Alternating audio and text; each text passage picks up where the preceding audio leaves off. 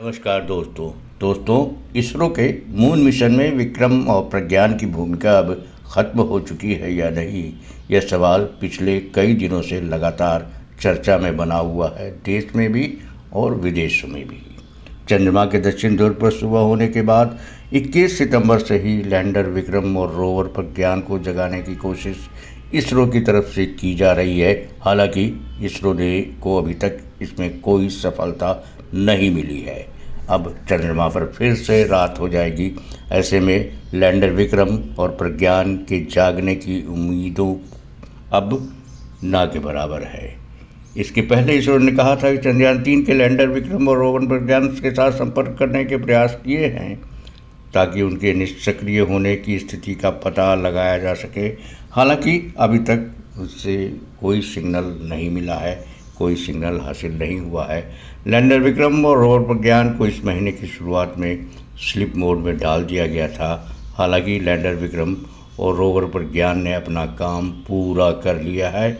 इस वजह से इसरो उनके काम से खुश है और नहीं जागने के बावजूद इसरो बहुत खुश है।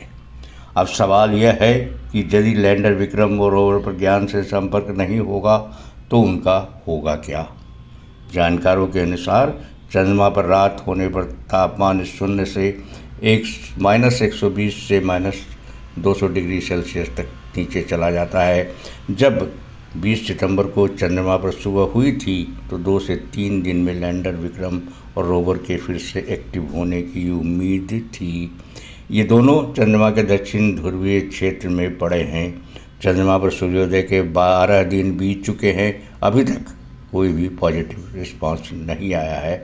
अब यदि इसरो उन्हें फिर से एक्टिव करने में सफल नहीं हुआ तो वे साउथ पोल पर ही डीएक्टिव हो जाएंगे और हमेशा हमेशा के लिए चंद्रमा पर मौजूद रहेंगे।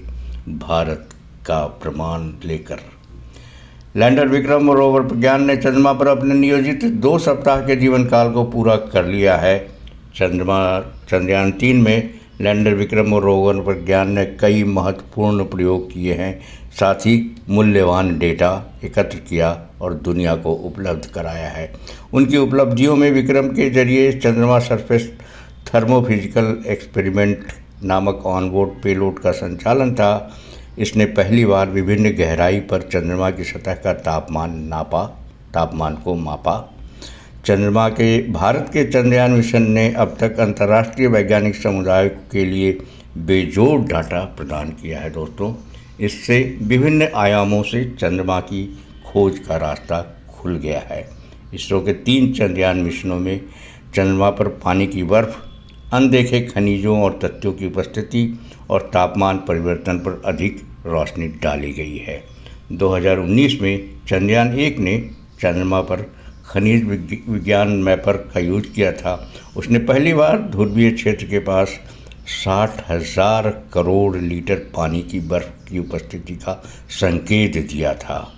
भारतीय अनुसंधान संगठन इसरो द्वारा लॉन्च किए गए चंद्रयान-3 मिशन ने 23 अगस्त को चंद्रमा के दक्षिण ध्रुव के पास सफलतापूर्वक लैंड कर इतिहास रच दिया था। इसने भारत को ऐसी उपलब्धि हासिल हुई कि वह पहला देश बन गया चंद्रमा के दक्षिण ध्रुव पर उतरने वाला। चंद्रमा के लैंडिंग साइट पर शिव शक्ति पॉइंट का नाम दिया गया है। इस लैंडिंग साइट को चंद्रमा के उत्तरी ध्रुव से लगभग 4200 किलोमीटर दूर मजनिस सी और सिम्पेजियन एन क्रेटर के बीच स्थित है।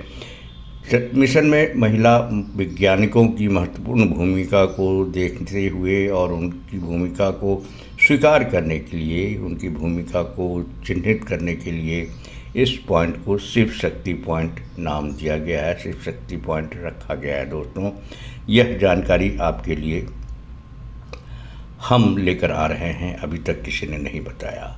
वीडियो इंटरेस्टिंग लगा हो तो हमारे चैनल को सब्सक्राइब करना कतई नहीं भूलिएगा।